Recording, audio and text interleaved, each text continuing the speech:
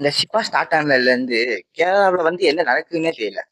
முதல்ல வந்து பாத்தீங்கன்னா, அர்ஜென்டினா ஃபேன்ஸ் வந்து என்ன பண்ணாங்கன்னு பாத்தீங்கன்னா, 162 அடியா ஃபர்ஸ்ட் பேனரை வச்சு ரெக்கார்ட் பண்ணாங்க. இதை பார்த்த பிரசிங் ஃபேன் வந்து என்ன பண்ணாங்கன்னு பாத்தீங்கன்னா, 182 அடியா ஃபர்ஸ்ட் பேனரை வச்சு அந்த ரெக்கார்டை வந்து பிரேக் பண்ணாங்க.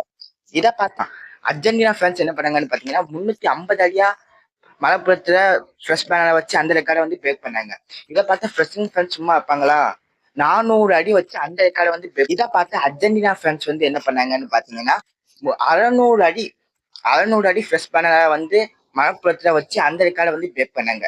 இதை பார்த்த ஃப்ரெஷிங் ஃபேன் வந்து சும்மா இல்லாம 200 அடி, அது வந்து முதல்ல ஒரு 400 வச்சாங்க இல்லையா, அது கூட ஒரு 300 சேர்த்து 200 அடி ஒரு ஃப்ரெஷ் பேனரை வச்சிருக்காங்க.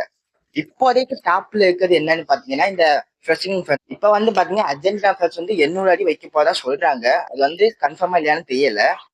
உங்களுக்கு உங்களுக்கு இதுல எந்த டீம் பிடிக்கும்ல கமெண்ட்ல சொல்லுங்க. இன்னும் நிறைய அப்டேட் வர்றதுக்கு நம்ம வீடியோவை சப்ஸ்கிரைப் பண்ணி வச்சுக்கோங்க. பாய்.